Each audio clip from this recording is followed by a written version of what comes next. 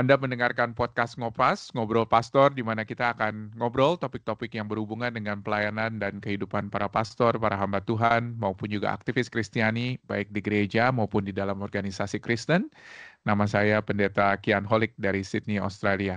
Nah, sebelum kita melanjutkan, jangan lupa untuk subscribe channel ini dan nyalakan loncengnya di YouTube, supaya apabila ada video-video yang kami upload, Anda bisa langsung dapat mengetahuinya.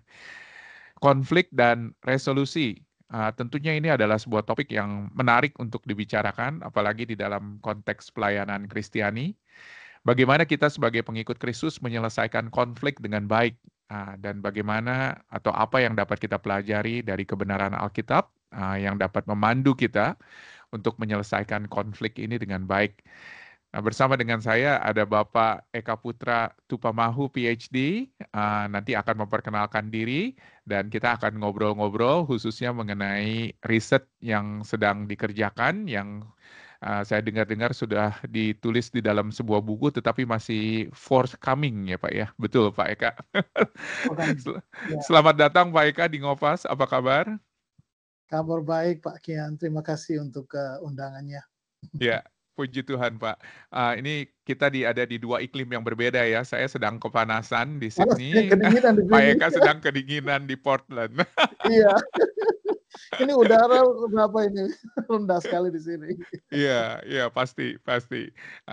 Tapi kita merasakan kehangatan pembicaraan kita nih Pak, kelihatannya Pak. Puji Tuhan. Perlu kopi panas di sini Pak. Perlu kopi panas di sini. Pak Eka bisa tolong sedikit bagikan kepada kami apa yang Bapak sedang kerjakan pada saat ini di sana. Bapak mengajar di institusi apa, dan mungkin sedikit latar belakang Pak mengenai Bapak. Silakan Pak Eka. Iya, pertama-tama saya mau bilang terima kasih dulu untuk Pak Kian yang sudah berbaik hati mengundang saya untuk hadir dalam acara podcast ini. Saya sudah nonton beberapa podcastnya sebelumnya dengan teman saya, Pastor Oyan Simatupang, dan pembicaraan-pembicaranya itu menarik sekali. Saya di Portland ini, posisi saya itu namanya Associate Professor of New Testament di institusi yang namanya Portland Seminary. Nah, Portland Seminary ini adalah institusi teologi yang berada di bawah naungan universitas yang namanya George Fox University. George Fox University itu sendiri adalah universitas dari tradisi Quaker, jadi tradisi Anabaptis ya, Quaker. Sekolah teologi sendiri, sekolah teologi Portland Seminary itu adalah sekolah teologi yang interdenominasi. Jadi kita mahasiswanya itu dari berbagai denominasi. Ada orang Presbyterian, ada orang Lutheran, ada orang Pentakosta, ada orang Reform, ada orang Katolik. Pernah juga kami ada mahasiswa dari Mormon yang datang. Dan program kami itu ada program Masters of Arts in Theological Studies, Master of Arts in Spiritual Formation, Master of Arts in Leadership, dan Master of Divinity, dan juga kita punya program Doctoral Studies juga. Nah, selain saya mengajar Perjanjian Baru, saya juga Director of Masters Program di institusi ini. Jadi saya posisinya double lah istilahnya, posisi fakulti, tapi pada saat yang sama juga di kepemimpinan sekolah juga. Baik. Terima kasih banyak Pak Eka buat perkenalannya. Bapak sendiri dulu PhD dari mana Pak? Dan riset Bapak memang berhubungan dengan apa? Kurang lebih silakan Pak Eka. Doctoral study saya itu dari sekolah di Tennessee yang namanya Vanderbilt University. Itu universitas yang awalnya sebenarnya adalah bagian dari gereja Metodis, tapi kemudian awal-awal tahun 1900-an mereka pisah jalan dengan Metodis gitu, jadi akhirnya menjadi universitas yang populer. Saya PhD itu dari tahun 2012 sampai 2019 di Nashville, Tennessee. Nah, fokus dari studi saya waktu saya PhD itu adalah mengenai politik bahasa. Karena latar belakangnya ialah bahwa saya dulu pendeta gereja Indonesia di California, kan? Dan sebagai imigran, Pak Kian juga pasti bisa mengerti bahwa perkumpulan paling besar orang-orang yang ada di dunia perantauan itu kebanyakan ialah pergumulan bahasa, apalagi mereka yang tidak bisa berbahasa Inggris. Ada orang-orang yang punya karir bagus sekali di Indonesia, datang ke Amerika, akhirnya harus kerjakan hal-hal yang sederhana gitu kan, karena mereka tidak punya kemampuan berbahasa. Jadi kemampuan berbahasa itu berurusan langsung juga bukan hanya dengan kemampuan untuk berkomunikasi, tetapi juga mempengaruhi kondisi ekonomi dan kondisi sosial seseorang. Ya, bahasa itu bukan cuma hanya kemampuan untuk mengemukakan pendapat dan segala macam, tapi apalagi di Amerika posisi-posisi yang lebih tinggi itu lebih banyak berurusan dengan language, dengan ide dan simbol, bukan physical, bukan bukan physical work, gitu kan? Yeah, the more physical you work, the less you get paid. Betul. Walaupun kita di dunia barat ini Pak, yang namanya tukang ledeng itu bisa gajinya sama dengan lawyer begitu ya. Bisa tinggi sekali, betul. Tapi kalau orang yang cuma hanya seperti kerja-kerja yang mindless gitu, yang hanya tidak banyak mengandalkan kemampuan berbicara dan lain-lain, biasanya gajinya tidak terlalu besar. Iya. Jadi banyak, ada juga orang yang saya tahu yang pengen untuk apply di satu posisi, kemudian waktu diwawancarai via telepon, orang sebelahnya nggak ngerti dia ngomong apa. Akhirnya nggak dapat kerjaan, ya kan? Tapi pergumulan itu real sekali untuk gereja-gereja Indonesia yang ada di luar negeri, gitu kan? Dan yang saya temukan bahwa pergumulan-pergumulan begitu tidak ada sama sekali di Indonesia, gitu. Iya, betul sekali Pak, betul sekali. Yang mana kita seringkali di Indonesia tertipu dengan gelar dan dengan jabatan dan juga mungkin dengan lingkaran sosial yang ada di dalam masyarakat kita, dan kita tidak melihat sebetulnya kemampuan berbahasanya itu. Oh iya. Iya, wah itu pembicaraan menarik Pak Eka. Nanti kita harus bikin satu episode lagi mengenai hal itu Pak. Boleh. Oke, tapi pada kali ini kita akan berfokus kepada riset terakhirnya dari Pak Eka, dan khususnya mengenai bagaimana kita melihat masalah konflik dan penyelesaian ini dari sudut pandang Alkitab, dan khususnya dari sudut pandang 1 Korintus ya, yang Bapak sedang lakukan riset ini. Nah, kira-kira tesisnya bagaimana Pak? Kenapa Bapak mau menulis buku ini? Ya, buku ini buku yang sebenarnya bukan saya yang minta untuk nulis buku ini, tapi saya diminta untuk nulis buku ini, gitu kan, oleh publisher yang namanya T&T Clark Bloomsbury. Mereka minta saya untuk bikin buku untuk mengguide mahasiswa dan orang-orang yang baru belajar teologi, belajar Alkitab, untuk bagaimana mereka melihat, bantu mereka untuk melihat kitab 1 Korintus, begitu Pak Kian. Satu hal yang saya temukan ialah kebanyakan orang mengira bahwa 1 Korintus itu adalah tulisan yang diberikan kepada gereja yang terpecah, gitu. Jadi image yang sering saya temukan di dalam tulisan-tulisan ialah bahwa Paulus berurusan dengan gereja ini, dan gereja ini tuh ada banyak orang yang konflik di situ, di dalam gereja itu, gitu kan. Nah, waktu saya baca lebih dekat kitab 1 Korintus, saya temukan bahwa yang terjadi sebenarnya bukan gereja itu yang terpecah. Yang terjadi itu sebenarnya di kitab kisah 1 Korintus atau gereja Korintus itu sendiri adalah mereka menolak atau mereka tidak menerima otoritas Paulus. Dan ini tantangan paling besar sebagai seorang pemimpin buat Paulus. Ketika orang yang dia pimpin, ketika orang yang dia yang awalnya, waktu itu dia kan sama-sama dengan mereka, dia kan menolak untuk mengikuti dia dan pergi ke orang lain, mendengar orang lain. Nah, 1 Korintus itu adalah tulisan yang Paulus kirim untuk mengkontrol kembali, untuk mengambil alih kembali kepemimpinannya terhadap gereja ini gitu, Pak. Ya, jadi sebetulnya permasalahan yang paling besar menurut Pak Eka yang sedang terjadi itu bukan mengenai perpecahan ya Pak ya, seperti yang tadi Bapak Nah, ini katakan. makanya banyak sekali orang mengatakan perpecahan yang terjadi di Betul, gereja. betul, betul. Kelihatannya waktu saya baca lebih dekat apa yang terjadi di 1 Korintus ini sebenarnya masalahnya sebenarnya bukan perpecahan.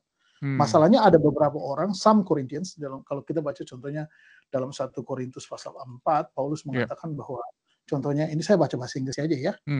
Silakan Pak. Pasal 4 ayat 18, Paulus mengatakan, but some of you, beberapa di antara kamu, dia bilang, thinking that I am not coming to you, bahwa saya nggak, dia bilang, beberapa orang di antara kamu bilang bahwa, berpikir bahwa saya tidak akan kembali lagi, ya kan, have become arrogant.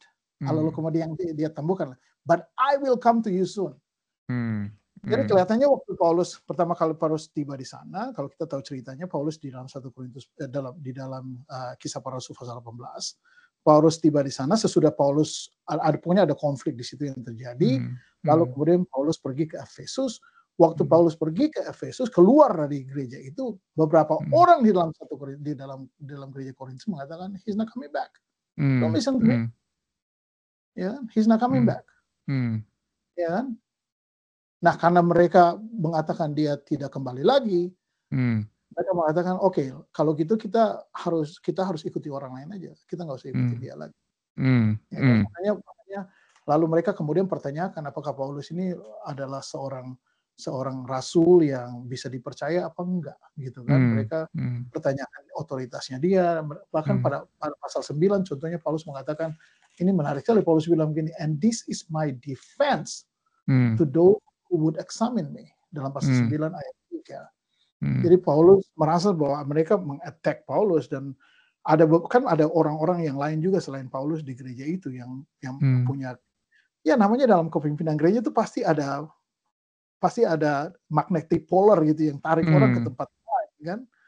Jadi orang yang biasa, kalau orang sudah dalam kepemimpinan gereja pasti tahu di dalam gereja itu pasti selain gembalanya pasti ada polar-polar lain yang menarik gitu kan. Jadi mereka waktu Paulus tidak ada di antara mereka mengatakan, oke, kita pergi ke orang lain aja, kita dengarin orang lain, nggak usah pusing sama dia gitu. Wow, menarik sekali ini, karena sekali lagi fasetnya, dimensinya begitu kompleks sekali ya kelihatannya ya. Ini bukan masalah yang sangat sederhana mengenai perpecahan, tetapi juga ada masalah kepemimpinan, ada masalah mengenai bagaimana legitimasi kepemimpinan daripada Paulus pada waktu itu yang dipertanyakan. Memang. Dan Bapak melihatnya itu kenapa topik ini relevan untuk ditulis Pak sama Bapak gitu. Bapak saya yakin bertahun-tahun ini melakukan risetnya ini sehingga lahir buku ini. Tetapi kenapa relevan Pak menurut Pak Eka? Ya, tujuan saya sederhana aja Pak Kian. Saya pengen tunjukkan kepada orang-orang yang mau baca teks, terutama baca kitab 1 Korintus, untuk melihat dinamika 1 Korintus itu bukan cuma hanya satu dimensi gitu, tapi dinamika Korintus ini betul-betul multi layers gitu istilahnya. Ya kan? Bahwa ada juga orang-orang yang ada di dalam gereja Korintus itu yang suaranya mungkin kita perlu dengar juga gitu. Ya, kalau umpamanya ada pemimpin yang over controlling atau over powering satu jemaat atau gimana, apakah kita sebagai orang yang datang ke jemaat itu, apakah kita cuma dengar satu orang atau kita bisa dengar dua-dua, jadi melihat kompleksitas persoalannya itu seperti apa gitu. Kadang-kadang yang terjadi juga bukan cuma karena konflik itu antara pemimpin dan orang yang dipimpin, tetapi juga karena terjadi miskomunikasi antara kedua ini juga Pak. Antara orang Korintus dan Paulus sendiri mungkin terjadi komunikasi satu dengan yang lain, mereka nggak nyambung gitu satu dengan yang lain, karena Korintus punya latar belakang sendiri, Paulus punya latar belakang sendiri begitu Pak. Ya, wow, ini sangat menarik sekali. Jadi ini kelihatannya sangat applicable, bukan hanya dari sisi pemimpin ya kelihatannya ya, seperti yang Bapak katakan tadi, juga dari orang yang dipimpin ya. Orang yang dipimpin juga, iya kan? Dan saya bisa mengerti begitu Paulus sudah nggak ada di situ, Buat mereka untuk apa kita ikutin dia gitu. Dan saya coba untuk mengerti apa yang mereka pikirkan gitu kan.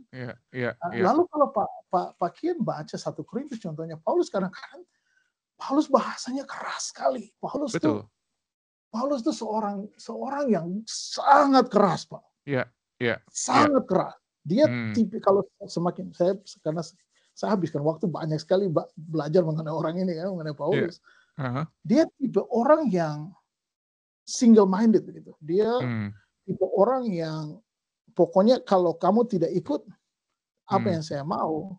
Ya, contohnya waktu dia dengan Barnabas di dalam kitab Kisah Para Rasul contohnya kan. Waktu dia tinggalkan Barnabas begitu pergi sendiri gitu kan. Waktu mereka konflik gitu. Ya kan? Dia tipe orang yang seperti itu. Kalau kita baca contohnya pasal 5 di dalam kitab 1 Korintus. Jadi yang terjadi ialah Paulus supaya waktu pergi, lalu ada orang-orang yang namanya the Chloe's people. Kita nggak tahu itu orang-orangnya Chloe. Dalam bahasa Yunani terjemahkan orang-orangnya Chloe. Siapa ini orang-orangnya Chloe kita nggak tahu. Gitu ya. Kita tahu Chloe ada orang mengatakan mungkin itu slave-nya Chloe, karena kadang-kadang dalam bahasa Yunani kalau orang mengatakan kamu itu orangnya saya, itu biasanya menunjukkan bahwa orang itu sebenarnya miliknya saya, itu karena orang itu adalah slave-nya saya yang saya suruh. Apakah the Chloe's people ini di yang Paulus dapat laporan? Jadi Paulus di Efesus itu dapat laporan gitu kan? Dari the Chloe's people. Siapa orang ini kita nggak tahu gitu, kita nggak tahu siapa. Betul. Ya kan? Lalu laporannya bilang begini, ada yang bilang saya orangnya Paulus, ada yang bilang saya orangnya Petrus gitu, Kefas saya orangnya Apolos, lalu ada orang bilang saya orangnya Yesus gitu, Kristus gitu kan. Jadi dari pasal 1 ini banyak sekolah mengatakan rupanya terjadi perpecahan di dalam gereja gitu kan. Tapi sebenarnya waktu kalau kita baca closely, baca lebih dekat 1 Korintus pasal 1 contohnya, persis sudah Paulus bicara mengenai I belong to Paul, I belong to Apollos, I belong to Kefas, I belong to Christ. Paulus langsung shift untuk bicara mengenai dirinya. Ya kan, lalu dia bilang begini, I thank God I baptize none of you except for Crispus dan segala macam. Jadi dia kemudian fokusnya ke dirinya dia. Lalu di dalam pasal 1 itu ada 4 grup yang dia sebut. Kalau kita baca pasal 3 ayat 5, dia hanya sebut dia dengan Apolos saja. Lalu di mana yang Petrus itu dan Kefas dan Kristus? Nggak ada lagi gitu. Betul. Lalu pasal 3 pada bagian terakhir dia bicara mengenai Apolos, Paulus, Apolos dan Kefas. Kristus sudah nggak ada lagi gitu kan? Jadi waktu saya baca ini sebenarnya yang terjadi ialah sebenarnya bukan masalah perpecahan itu sendiri, karena Paulus tidak jelaskan kenapa grup-grup ini. Yang terjadi ini sebenarnya adalah grup-grup ini adalah orang-orang yang menolak untuk mengikuti Paulus, itu aja. Ya kan? Jadi persoalan yang utama itu sebenarnya bukan karena perpecahan itu. Persoalan yang utama ialah karena ada orang-orang yang mengikuti orang lain. Gitu. Dan berapapun sebenarnya Paulus tidak terlalu peduli berapa banyak perpecahan atau berapa banyak grup di gereja itu. Karena Paulus shift dari 4 ke 2 ke 3, dia seperti omongannya itu tidak konsisten gitu. Jadi ketidakkonsistenannya itu menunjukkan bahwa itu sebenarnya perpecahan itu sebenarnya bukan concernnya dia. Concernnya dia itu lebih banyak kepada dirinya, gitu, kepada jemaat yang sebenarnya sudah menolak dia. Jadi yang terjadi ini sebenarnya seorang pemimpin yang sedang ada dalam krisis kepemimpinan. Dalam 1 Korintus. Lalu kemudian kalau kita baca pasal 3, Paulus mengatakan Paulus menempatkan dirinya sebagai, menarik sekali kalau Pak Kian baca, Paulus menempatkan dirinya sebagai seorang ibu, seorang mother. Dia bilang begini, I fed you with a milk, not solid food. Dia bilang gitu. Jadi dia menempatkan diri sebagai seorang yang breastfeeding mother gitu. Ya kan? Lalu kemudian pasal 4 dia bilang begini, jadi bukan cuma menempatkan diri sebagai seorang mother, seorang ibu. Pasal 4 dia bilang begini, you do not have many fathers. Indeed, in Christ Jesus, I have become your father through the gospel. Jadi Paulus seperti ingin untuk meluruskan lagi keadaan di gereja ini dengan menempatkan dirinya sebagai seorang ibu dan seorang ayah. It's just a whole discussion in itself. Gimana orang menjadi diri sebagai ibu dan ayah pada saat yang sama gitu kan? Betul. Ini Jadi, menarik sekali, Pak. Jadi ini sebenarnya yang terjadi di sini adalah gereja yang bukan cuma gereja yang melawan pemimpinnya, tapi pada saat sama pemimpinnya juga sedang ada dalam krisis kepemimpinan gitu. Betul. Dan saya yakin itu sangat relatable sekali kepada kebanyakan dari kita. Saya yakin dan percaya banyak dari para pendengar dan penonton ada di dalam posisi kepemimpinan begitu ya. Dan sudah sekian lama mungkin memimpin sebuah jemaat atau persekutuan atau sebuah gereja dan lain sebagainya. Dan kita mungkin juga bisa ada di dalam titik itu di mana ada sebuah krisis kepemimpinan di dalam diri kita. Kalau misalnya apa yang Pak Eka teliti dan apa yang Pak Eka lihat, kira-kira hal-hal apa yang bisa ditarik Pak oleh kita sebagai seorang pemimpin Kristen Indonesia dari apa yang Bapak pelajari dari 1 Korintus? Kira-kira refleksinya seperti apa saja, Pak? Jadi satu hal yang saya pelajari terutama dalam 1 Korintus dan 2 Korintus juga, bukan 1 Korintus, 2 Korintus. Ialah bagaimana seorang pemimpin itu perlu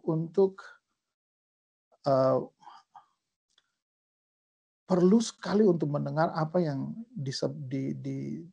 yang disampaikan juga oleh orang-orang yang ada di bawah gitu, Pak. Itu bagi saya penting sekali. Nah, ini yang terjadi ini yang saya mau point out, ini yang terjadi ke Pak Paulus. Jadi 1 Korintus ini dia tulis, gereja sedang menolak dia, ada banyak hal yang terjadi yang di luar kontrolnya dia.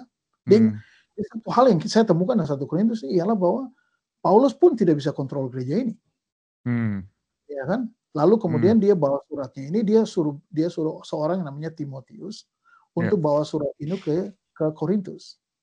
Ya kan? Lalu dia bilang begini di pasal 16, dia bilang, "Saya akan kunjungi kamu lagi." Dia bilang begitu. Jadi waktu saya pergi ke Makedonia, ya kan, karena Makedonia itu sebenarnya kalau kita mau itu di daerah Yunani itu, kalau kita mau naik dari Korintus di bawah, Makedonia di atas. Jadi dia bisa lewat Korintus dulu kalau dia mau pergi ke Makedonia. Lalu dia bilang gini, saya akan pergi ke Makedonia dan akan tinggal. Dia bilang, saya akan sempatkan musim dingin dengan kamu di sana. Lalu yang menarik sekali, Pak, ternyata kalau kita baca 2 Korintus, dia rupanya sempat mampir di Korintus. Jadi apa yang dia janjikan di 1 Korintus itu pada bagian terakhir ternyata terjadi, dia pergi. Lalu dia bilang begini, Pak. Pasal 2 dalam 2 Korintus dia bilang, "So I made up my mind not to make you another painful visit." Jadi rupanya waktu dia pergi ke sana, konfliknya itu semakin hari semakin parah gitu di gereja Korintus itu.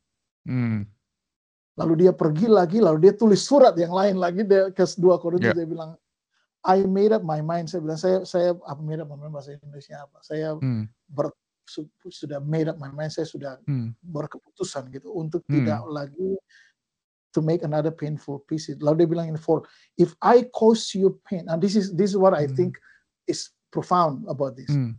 Jadi dinamika human relation itu kadang-kadang Paulus nggak bisa kontrol mereka juga ini jengkel Paulus, jadi messy sekali ini. Iya kan hubungannya. Betul. Messy sekali. Cuma Paulus bilang begini, "For if I cause you pain, who is there to make me glad but the one whom I have pained?" Lalu dia bilang begini, "And I wrote as I did, so that when I come, I might not suffer pain from those who made me rejoice, for I am confident about all of you, that my joy would be the joy of all of you." Lalu dia bilang, saya mau baca bagian ayat 4 dari 1 Korintus 2 ini, 2 Korintus pasal 2. "For I wrote out of much distress and anguish." Jadi rasa distress bahasa Indonesia. Stress gitu, dan anguish of heart and many tears, dia bilang. Lalu dia bilang, "Not to cause you pain, but to let you know the abundant love that I have for you." Oh my. Jadi luar biasa perubahannya. artinya bahwa Paulus seperti walaupun great jemaat ini saya nggak bisa kontrol. Saya terus terang ya Pak ya. Saya baca 1 Korintus 2 Korintus saya tidak temukan resolusi apa-apa.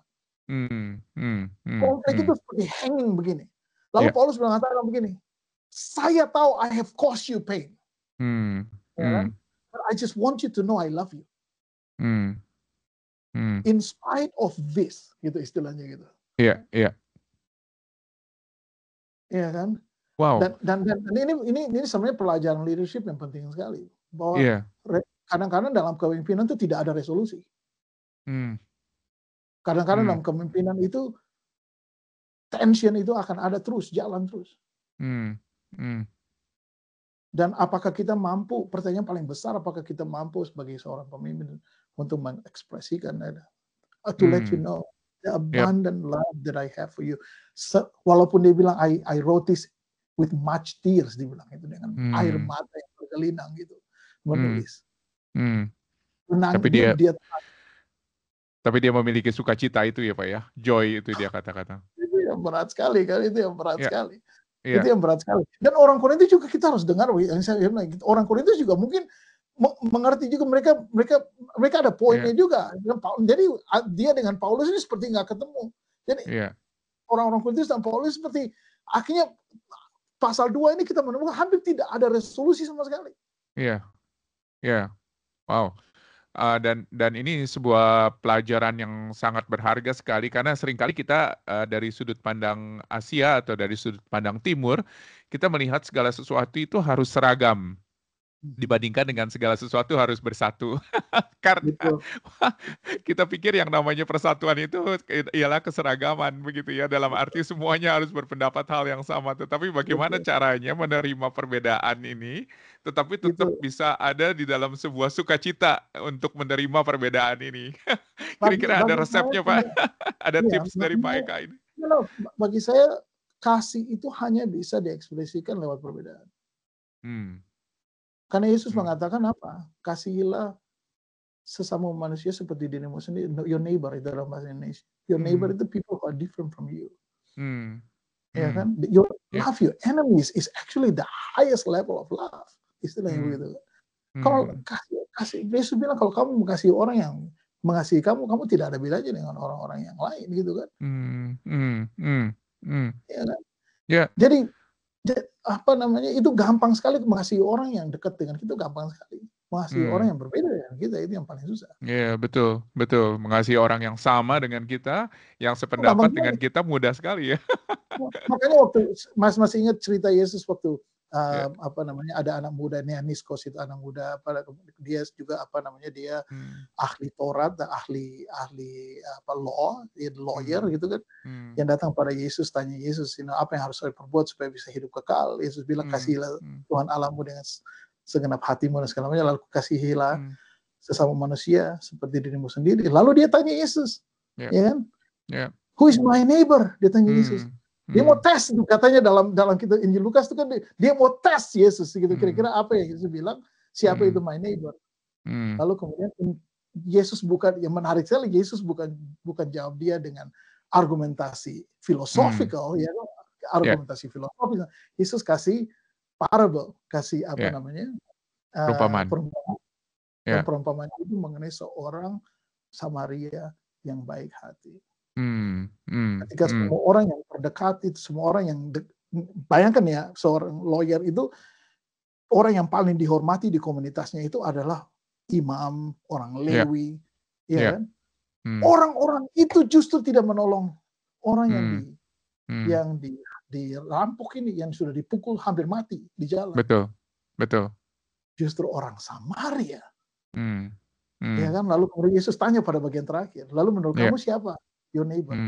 Kadang-kadang kita menganggap bahwa orang yang berbeda itu adalah orang yang tidak capable untuk berbuat baik, gitu kan? Kita menganggap bahwa orang-orang yang berbeda dengan kita itu adalah orang-orang yang rusak, orang-orang yang tidak punya capacity to do good, gitu kan? Itu tunjukkan no, orang yang kamu pikir paling baik di dalam diri kamu, di dalam grup kamu, gitu kan? Di dalam bubble-nya kamu pikir orang itu pendeta paling baik, itu justru mereka tidak sebaik yang kamu bayangkan. Wow, Orang ini sebuah pelajaran yang luar biasa sekali nih Pak. Dan kita khususnya sebagai orang Timur ya, kita seringkali melihat bahwa perbedaan itu justru kita hindari dan kita coba tidak lihat, tetapi justru kita hidup di dalam perbedaan dan masalahnya ialah bagaimana kita menerima perbedaan. Kalau misalnya ada sebuah tips praktis nih Pak, satu tip aja Pak untuk para pastor, untuk para pemimpin Kristen yang mendengarkan podcast ini pada saat ini dari refleksi Bapak dari 1 Korintus ini ya. Kira-kira apa nih Pak kalau misalnya ada satu tip yang praktis yang betul-betul bisa dilakukan oleh seorang pemimpin Kristen? tips saya sih sederhana aja Pak Kian. Saya pikir Hmm. kita harus mengasihi siapa saja yang kita layani. Hmm. Dalam kondisi apapun. Sama seperti Ya. Yesus mengasihi kita. Hmm. Yesus menerima kita apa adanya dengan semua kekurangan kita. Dan Hmm. tugas seorang pemimpin itu bukan untuk kadang-kadang saya sebagai pendeta ya waktu saya jadi jemaat, karena kita mau ubah orang, kita mau bikin orang supaya orang jadi seperti yang kita mau, gitu kan. Lalu kadang-kadang kita kasih label supaya kamu jadi seperti Kristus. Sebenarnya maksud kita sebenarnya kita mau bikin dia supaya jadi seperti kita, yang kita mau. Iya kan? Yang kita mau. Tapi apakah kita bisa, pertanyaan paling besar, apakah kita bisa mengasihi dia dalam keadaan apapun, dalam kondisi apapun dia, yang mungkin kita kecewa, yang mungkin kita nggak bisa terima, ya kan, mungkin dia lakukan sesuatu yang kita nggak terima sama sekali. Pertanyaan paling besar ialah, can we love them? Wow, Which is painful. It's a painful love. Itu persis yang Paulus. It's a painful love. It's just orang Amerika bilang sucking it up, gitu gitu istilahnya. Sucking it up. Just terima saja yang itu dan tetap mengasihi kasih seperti kasih di atas the cross itu ya kan.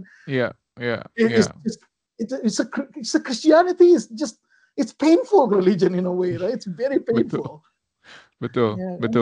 Tapi justru disitulah letak dari keunikan daripada kekristenan, yang mana kita mengasihi justru orang-orang yang berbeda dengan kita, dan bagaimana kita menunjukkan juga kasih Kristus kepada mereka, begitu ya, dengan kita melakukan hal tersebut. Wow, sebuah pelajaran yang sangat luar biasa.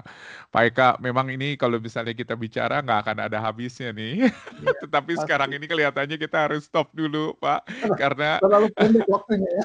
terlalu dalam Pak, terlalu dalam dan juga luas sekali, dan saya yakin dan percaya ini bisa bersambung ke episode berikutnya nih kelihatannya. Cumanya Pak Eka, terima kasih banyak sekali nih buat waktunya yang udah diberikan kepada kita, dan kita akan pick up lagi pembicaraan ini tentunya dengan beberapa aplikasi praktis yang lainnya yang bisa kita pikirkan bersama-sama dengan para pemimpin-pemimpin yang lain. Tetapi saudara-saudara, biarlah kiranya dorongan untuk kita melihat orang yang berbeda dengan kita, mengasihi orang yang berbeda dengan kita, dan juga mempunyai sukacita akan perbedaan itu, bagaimana itu bisa kita lakukan di dalam kehidupan pelayanan kita bersama-sama. Mungkin itu adalah PR kita. Pak Eka, terima kasih banyak buat waktunya. Mohon kesediaan Pak Eka untuk boleh menutup pembicaraan kita dalam doa, dan tolong doakan khususnya untuk para pemimpin-pemimpin Kristen, para pastor, agar mereka bisa belajar bagaimana mengasihi orang yang berbeda dengan kita, dan boleh juga mempunyai sukacita itu loh, seperti Paulus kepada mereka yang berbeda dengan kita. Silakan Pak. Ya, Tuhan terima kasih buat waktu ini bersama dengan Pak Kian. Kami berdoa buat pemimpin gereja, pemimpin negara juga, pemimpin politik di Indonesia, supaya mereka bisa punya kasih pada orang-orang yang berbeda dengan mereka. Kami berdoa supaya apa yang kami bicarakan ini menjadi berkat buat orang lain. Dalam nama Yesus kami berdoa. Amin. Amin.